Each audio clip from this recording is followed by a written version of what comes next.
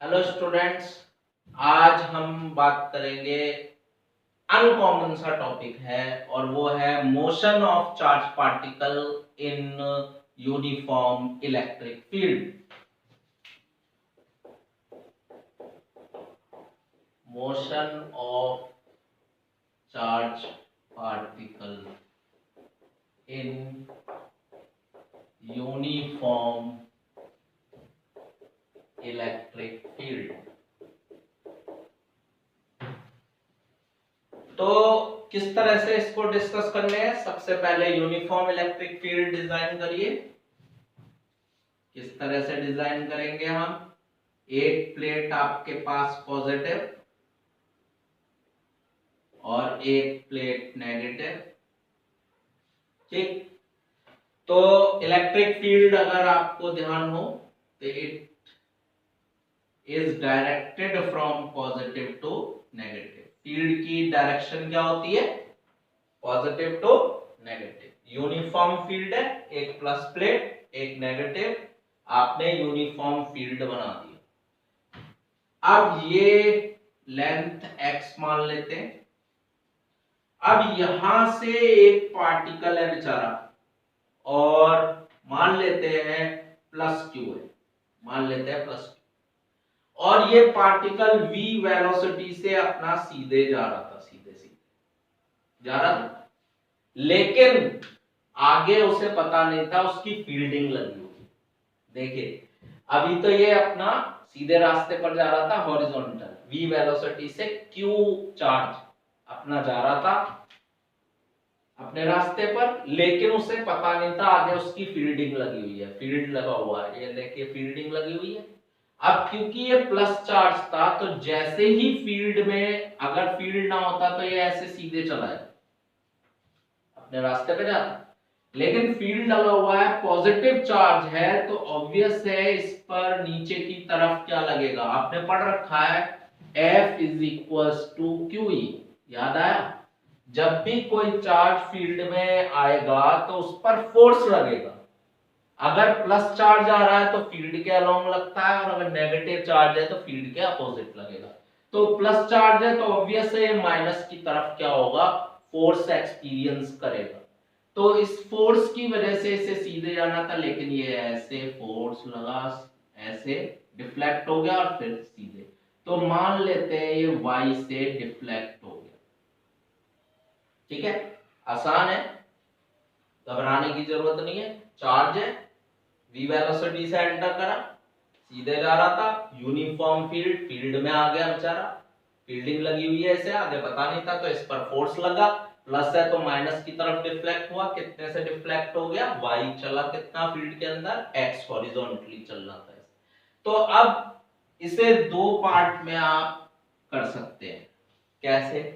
एक x direction की तरफ बात करूं मैं और एक y के अलोंग डायरेक्शन में बात कर लेते हैं हम। ठीक है, तो सबसे पहले x डायरेक्शन की बात करिए। आप x डायरेक्शन में वेलोसिटी बताइए कितनी है? v है भाई, v से तो एंटर करा था और वो कैसे जा रहा था? x direction. ठीक है, एक्सेलरेशन बताइए x के अलोंग। भाई 0। क्यों? क्योंकि फील्ड किधर है? वर्टिकली डाउनवर्ड, तो इस तरफ तो कोई फोर्स नहीं लगेगा, तो कोई एक्सेलरेशन नहीं है इसके पास। और डिस्टेंस कितनी चला है? x चला है। ठीक है, तो आपके पास याद हो s is equals to ut plus half at square, x के अलोंग, x के अलोंग, x के अलोंग।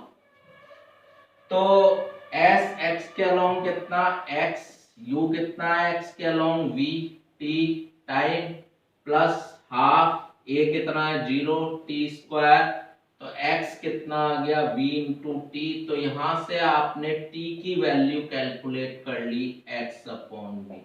Got it? समझ में आ गया? सिंपल बात भाई। x के अलोंग एंटर करा, x की तरफ वेलोसिटी, x की तरफ कोई एक्सेलरेशन नहीं होगा क्योंकि कोई फोर्स नहीं लग रहा है x की तरफ। कितनी डिस्टेंस चलेगा x की तरफ? x, s is equal to ut plus half at square. 11th में आपने पढ़ा हुआ है, इसको यूज करके टाइम, अगर इतने ही टाइम में वर्टिकली कितना चला, इतने ही टाइम में वर्टिकली कितना डिस्प्लेस हो गया y। अब y की तरफ अब आप लोग हेल्प करिए मेरी, v अलोंग y बताइए, बताइए जल्दी। वेरी गुड, 0, क्योंकि ये x के अलोंग एंटर करा, y की तरफ तो इसकी इनिशियल वेलोसिटी है ही नहीं, बिल्कुल सही। अब y की तरफ एक्सेलरेशन, एक्सेलरेशन का formula F upon m, y की तरफ एक्सेलरेट होगा क्योंकि फोर्स लग रहा है y की तरफ, तो F इज टू m है, तो ये कितना आ गया F बाई m, और F पता ही है सबको, लिखा हुआ है ऊपर देख सकते हैं, QE इतना एक्सेलरेशन लगा इस पर y की तरफ, और S अलोंग y कितना है भाई फ्रेंड्स, y, ठीक है। अब फिर से फॉर्मूला यूज करिए, S Y U Y T plus half A Y into T square, सही है। तो वैल्यू रखिए, एस वाई कितना, वाई, यू वाई कितना है आपके पास 0, T plus half, A Y कितना है आपके पास क्यू ई बाई एम और टी स्क्वायर। यहां तक आ गया आपको समझ में, क्लियर है, कोई टेंशन नहीं। अब ध्यान से देखिएगा जरा, फाइनली हमारे पास t की वैल्यू यहां पर हम फर्स्ट इक्वेशन से रिप्लेस कर देंगे, t की वैल्यू रख देते हैं, पुटिंग वैल्यू ऑफ t की वैल्यू रख दीजिए वहां, तो y इज इक्वल टू कितना आ गया 0 इंटू टी, तो भाई 0 होगा, तो क्या बचा आपके पास half Q E M, T की वैल्यू रख देता हूं x upon v whole square, तो क्या आ गया ये y is equal to half Q by M E upon V square X square, ये आ गया। अब ये डिस्कस कर लिया आपने, लेकिन इसको एक्सप्लेन करना है, इसको समझना डिफिकल्ट है, तो समझने की कोशिश करिए x और y में किस तरह की इक्वेशन आ रही है।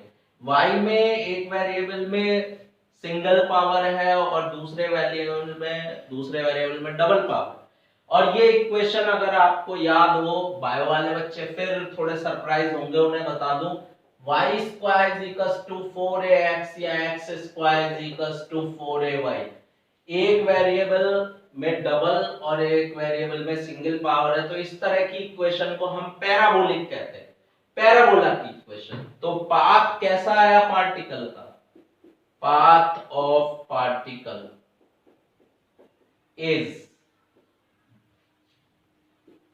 पैराबोलिक, ये समझ में आ गया, path of the particle is parabolic, ये पैराबोलिक पाथ पर चलेगा, इस इक्वेशन से साफ नजर आ रहा है। लेकिन अब इसमें एनसीईआरटी का भी क्वेश्चन है, इसमें एनसीईआरटी में भी क्वेश्चन है, और ये समझना आपके लिए बहुत ही इंपॉर्टेंट है, डेरिवेशन कर भी लिया आपने, तो इसमें से एक अगर टर्म निकालने की कोशिश करूं मैं, ये एन सर्कल जो कर रहा हूं, देखिए क्या लिखा है मैंने, Q बाई एम, इस टर्म को अगर यहां से निकालने की कोशिश करूं तो क्या आ रहा है, जरा मेरी हेल्प करिए, 2v स्क्वायर अपॉन ई एक्स स्क्वायर इंटू वाई, देख रहे हैं आप, ये वैल्यूज आई, किसकी वैल्यू आई है आपके पास, Q बाई एम, 2 फिक्स है, v वेलोसिटी एक फिक्स वेलोसिटी से एंटर कराता है, E इलेक्ट्रिक फील्ड है फिक्स है, x लेंथ है फिक्स है, y क्या था डिफ्लेक्ट, जितना ज्यादा फोर्स लगेगा उतना ज्यादा डिफ्लेक्ट होगा। तो इस Q बाई m रेशियो को, चार्ज Q क्या है पार्टिकल का चार्ज और m क्या है मास ऑफ द पार्टिकल। अब किसी बंदे को, आपको आपकी क्लास में अगर कोई टीचर आता है, नया टीचर, और वो कहता है, वो पहचानने की कोशिश करता है, अभी 1-2 दिन ही हुआ है, कि भाई ये बंदे का नाम क्या है इस बच्चे का, तो वो बच्चा एब्सेंट है और आपसे पूछेगा किसी से कि भाई आप बताओ वो बच्चा, उसका नाम नहीं पूछ रहा है, सर कौन, अरे भाई वो टॉल सा, समझ में नहीं आया सर? टॉल है, हाँ टॉल है और थिन है, 6 फीट के अबाउट टॉल है और 32 वेस्ट है उसकी। तो आप थोड़ा सा आइडिया लगाएंगे, हाँ सर एक दो बच्चे हैं इस तरह के, शायद वो तो पहचान सकते हैं ना। तो ऐसे ही यहां पर भी पहचानने की कोशिश करेंगे। अगर पार्टिकल का चार्ज और मास का रेशियो पता है तो इसी को हम कहते हैं स्पेसिफिक चार्ज। ये वर्ड लगा दूंगा मैं, स्पेसिफिक चार्ज लगा दूंगा। स्पेसिफिक मतलब पर्टिकुलर, चार्ज पार्टिकल का और मास पार्टिकल का दोनों के जो रेशियो है उसी को स्पेसिफिक चार्ज कहेंगे। और ये जो आपको दिखाई दे रहा है ये किस पर डिपेंड कर रहा है? वाई। वाई क्या है आपके पास? डिफ्लेक्शन, डिफ्लेक्शन है। तो स्पेसिफिक चार्ज किस पर डिपेंड कर रहा है? डिफ्लेक्शन पर डिपेंड कर रहा है। अब इसी पर एनसीईआरटी का क्वेश्चन है, वो भी साथ के साथ डिस्कस कर लेते हैं। और उसको डिस्कस करने के बाद आपका ये चैप्टर, अब बाय बाय इस चैप्टर के लिए। ये चैप्टर आपका नया जो चैप्टर शुरू होगा वो गॉस थ्योरम इलेक्ट्रिक फ्लक्स शुरू होगा। तो देखते हैं एनसीईआरटी का क्वेश्चन क्या है। एनसीईआरटी क्वेश्चन है इसी पर बेस्ड। तो इसी तरह का क्वेश्चन है, पॉजिटिव प्लेट है, नेगेटिव प्लेट है, ये इलेक्ट्रिक फील्ड है। अब उन्होंने पार्टिकल्स दिए हैं कि एक पार्टिकल ये है, ये एंटर करा इस तरह से, दूसरा पार्टिकल इस तरह से है और तीसरा पार्टिकल इस तरह से है।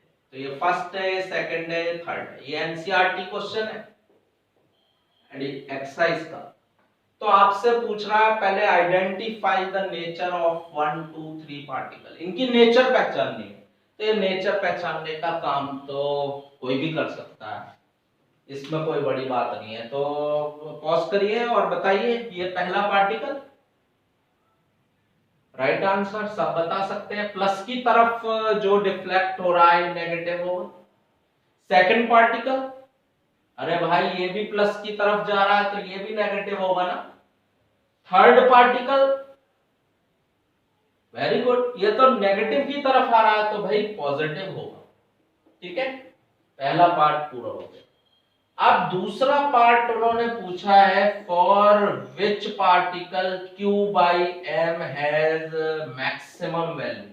कौन सा पार्टिकल है इसमें जिसके लिए Q बाई एम का रेशियो मैक्सिमम होगा? और अभी हमने जाना था Q बाई एम किसके डायरेक्टली प्रोपोर्शनल है? y। What is y? Vertical deflection, कितने से डिफ्लेक्ट। तो हर कोई देख सकता है यहां पर डिफ्लेक्शन, इस पार्टिकल का डिफ्लेक्शन और इस पार्टिकल का डिफ्लेक्शन। इसका डिफ्लेक्शन हाईएस्ट है, इससे ज्यादा है, और इसका डिफ्लेक्शन इससे ज्यादा है पहले से। वर्टिकल डिफ्लेक्शन चेक करिए।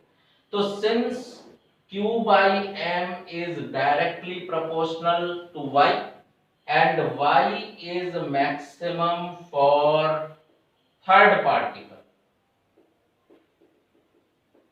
तो Q by m is maximum for particle 3। Got it? समझ में आ गया? Thank you. नेक्स्ट लेक्चर में गॉस थ्योरम इलेक्ट्रिक फ्लक्स की बात